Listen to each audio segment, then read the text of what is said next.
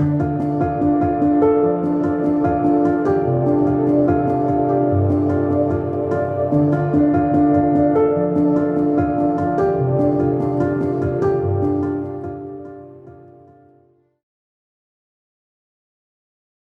everyone and welcome back to the George Collection. I am Rachel with Right Side Blonde.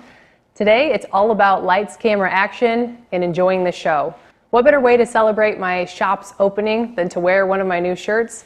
That pertains to this magazine that we're going to go through today. The design I'm wearing is a TV that says enjoy the show and is signed by John Kennedy, and it comes directly from this magazine's editor's letter, which I'm going to read to you today. So like Matthew McConaughey on the cover, grab your popcorn, sit back, and enjoy. The editor's letter is called After the Curtain Call. What movie does the impeachment fantasia remind you of? Someone wrote that this political battle is like a cinematic square-off. Saving Private Ryan versus Shakespeare in Love. War hero Bob Dole against lovesick Bill Clinton. Personally, my vote goes to Sunset Boulevard, the film about an aging screen goddess who cracks when no one cares about her anymore. The Clinton-Lewinsky drama, ceaseless though it may seem, will end sometime. What will all those freshly bursting stars of MSNBC do when the longest-running show on television comes to a reluctant close? Never before have so many politicians held our attention for so long.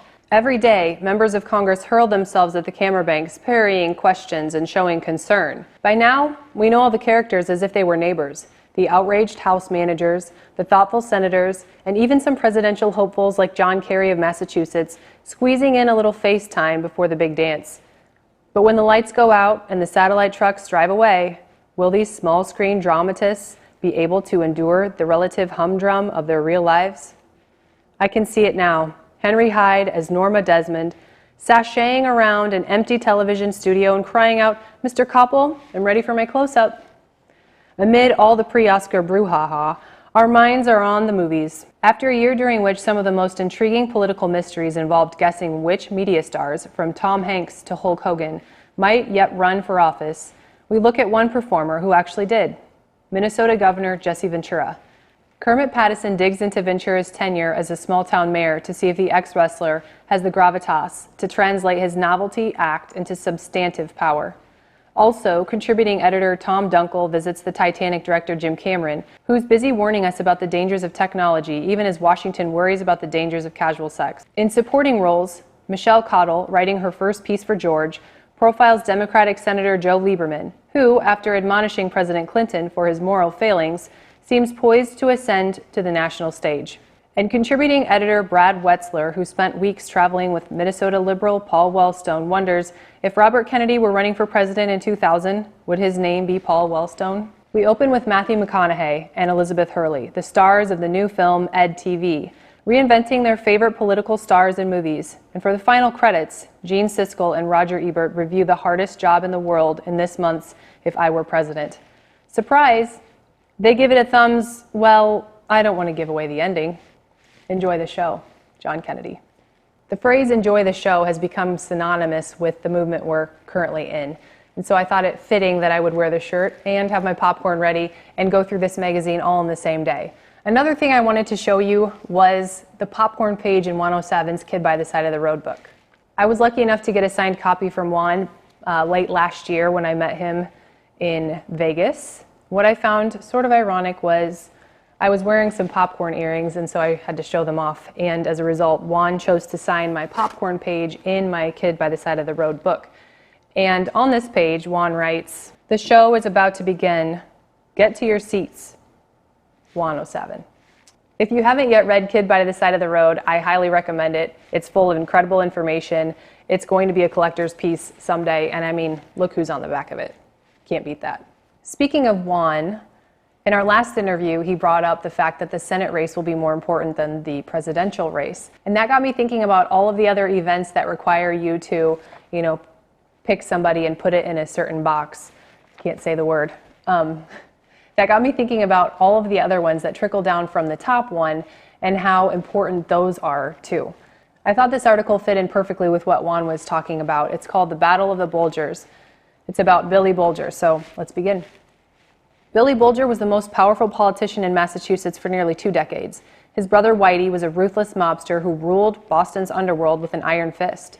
They were bound by blood, but torn by competing loyalties. Now with Whitey on the lam from a worldwide manhunt, new details are emerging about his twisted relationship with the FBI. During all those years Billy was running the state Senate, was Whitey working for the feds? Or were the feds working for him? The article begins, "In Boston, no family is the subject of more gossip, innuendo, and rumor, presents a more mystifying image, or is more misunderstood than the brothers Bulger, 69-year-old Jimmy, aka Whitey, and his younger brother Billy. To find a pair even vaguely comparable, you have to turn to the movies, all the way back to The Priest and the Hoodlum, Pat O'Brien and James Cagney, in 1938's Angels with Dirty Faces, and they were only childhood pals. On a crisp Boston morning not long ago, no one is more acutely conscious of the attention paid to this relationship than Billy Bulger. From his office windows on the 26th floor of the skyscraper at 1 Beacon Street in downtown Boston, he can gaze upon the geography of a life loaded with both extraordinary success and profound anguish. Right below Bulger is the glistening golden dome of the Massachusetts State House, where, as president of the Senate, he ruled for 17 years, a record run. During that time, he became the state's most powerful political figure, a Celtic Machiavelli who artfully mixed wit, guile, and, when necessary, vintage ruthlessness. He was courted by a succession of governors, both Democratic and Republican, and nobody can remember a bill being passed during his tenure without his consent. No Democratic presidential aspirant even dreamed of entering the state without first paying his respects to Billy Bulger.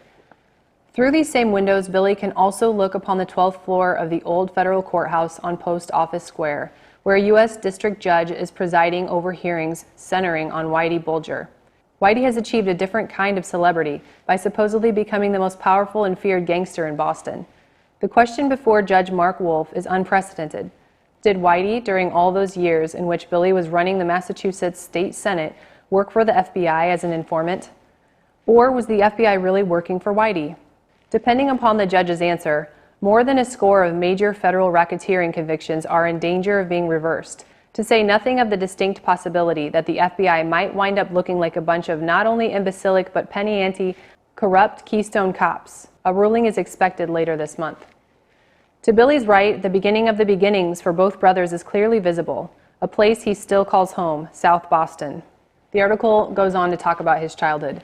Billy's father, James Joseph Bulger, became eligible for residency in the project when a horrific accident he suffered as a railroad worker left him without a left arm. The railroad paid him up to the moment he fell, mangled by the tracks, then promptly forgot about him. James's main source of income was filling in as a night watchman at the Navy Yard whenever the weather was freezing, or on holidays when those with benefits wanted to stay home. As a boy, Billy heard that his father, whom he worshipped, had floored a neighborhood bully with a single punch despite his handicap. Billy asked his father about the incident and was told that he best stay out of fights. After a moment, though, his father added, "But if you can't avoid one, don't stand on ceremony." As assorted political challengers, feral types, Billy calls them, would discover, the willingness to fight became his basic political weapon. And now, at 65, impeccably attired with a middle-weight, trim build, Billy has forsaken the political arena to become president of the University of Massachusetts, a 5-campus, 58,000-student institution whose chief national recognition in the years before his arrival was a championship basketball team now marred by previous player payoff scandals. Billy has stabilized both the system's management and its finances, boosted faculty morale, and spearheaded a successful drive to attract more top high school students. Billy Bulger has never bemoaned the hardships of his childhood. He seems genetically incapable of speaking publicly about his private life. If anything, he has emphasized the richness of growing up in South Boston. In his memoir, While the Music Lasts, Billy wrote briefly about his brother. Only once before, a full decade ago, did he provide some terse answers about Whitey in an interview with the Boston Globe. And even then, only after a President's Commission on Organized Crime had identified James J. Bulger as a crime boss and a reputed killer. Asked if his brother's reputation was an issue when he first ran for office, Billy replied, "We never discussed it much. It was an unspoken concern. My father, I think, didn't want me to be hurt. I think he was relieved and gratified by the fact that the neighbors were supporting me."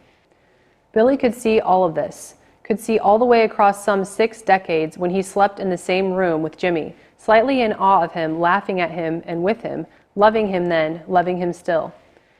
But what he could not see at that moment, and quite possibly will never see again, is his brother's face. Because when Billy was elected president of UMass in 1995, he wasn't the only Bulger to make headlines. That same year, Whitey became a fugitive from justice, having been indicted on racketeering and extortion charges for shaking down bookmakers, rather piddling for a man who had been accused of being top gun in the Boston underworld, mercilessly murdering left and right for the last 2 decades, dealing big time in drugs, tagged as a kingpin loan shark, and credited with just about every felony short of masterminding the assassination of Dr. Martin Luther King Jr. He's become like El Nino, Billy dryly observes. They're blaming him for everything that ever happened around here. If the city was agog then over Whitey's dramatic flight, it was even more stunned when evidence surfaced that during the time Whitey seemed to be miraculously immune to prosecution, he was really playing Junior G-Man for the FBI, helping the Bureau in its triumphant war against the entrenched Boston component of Cosa Nostra, the American Mafia. It is Judge Wolf's thankless job to try to peel away layers of secrecy and find out who is lying more, the ostensible good guys, the FBI, who deny that they let Whitey off the hook, or the recognizably bad guys, Whitey and his former associates.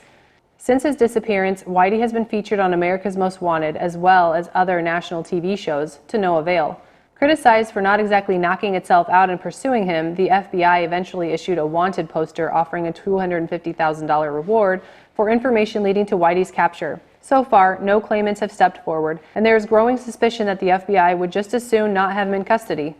But on this morning, prompted by the revelations that have emerged from Judge Wolf's courtroom, Billy Bulger talks about his brother as much as he ever will or can.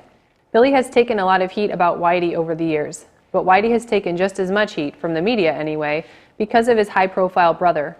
It's a measure of Billy's character that he now asks a visitor whether his prominence in politics has played any part in the press's portrayal of his brother as the biggest actor on the local crime scene. Yes, he is told. Visibly saddened, he turns away. Later, Billy was appalled when he learned that his brother was one of a handful of convicts who, in return for minor reductions in their sentences, volunteered to enter a dangerous, months-long CIA experiment to study the effects of LSD. Who knows what that could do to a man's mind, Billy says. To this day, he believes that the experiment played a key role in the evolution of Whitey's dark side. Being fed mind-altering drugs by CIA practitioners of the black arts is hardly a stepping stone to mental health. But Whitey's chosen career path can't be attributed entirely to LSD. According to his prison jacket, a copy of which was obtained by George, he was classified from the start as an escape risk and labeled a candidate for close custody. A psychological workup on him states, subject apparently had a very stormy childhood. Probation reports indicate that the parents were unable to control him during his early years, and he was quite a problem in school. He attended both parochial and public schools in South Boston, Massachusetts, with a very poor scholastic record. The article continues, when Billy is asked if he thought Whitey had killed anyone, he says, I suspect many, but he never told me about them. I've got plausible deniability. The article finishes up, as Billy Bulger ponders the past in his 26th floor office, it is suggested that if Whitey ever turns up, he might provide some answers to what made him who he is. Billy, who never moralizes or is judgmental about his brother, slowly shakes his head. Not in this life, he won't.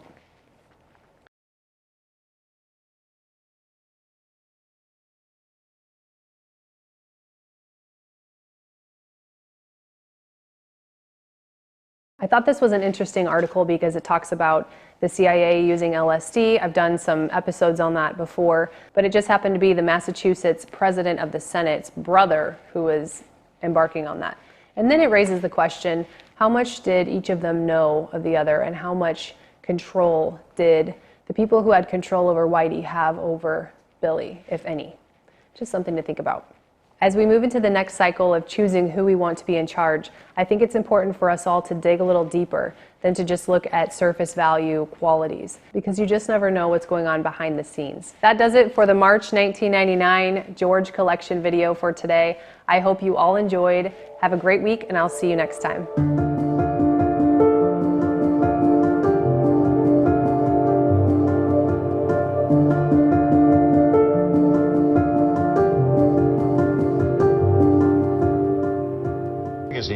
George, which is a hoot of a magazine. I thought you were a lawyer. I was. What happened?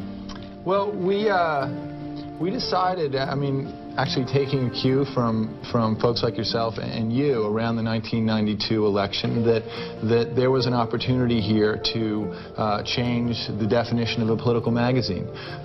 Certainly the way Americans were accessing information about politics and politicians was changing. Candidates were appearing on late-night talk shows, on talk radio, on sitcoms, and there was a kind of a leveling process, and while the rest of media clearly had caught up with that, we felt that political magazines per se hadn't. Your mother was a hell of an editor at Doubleday. That's what I hear. Would she have liked George? I think she would have.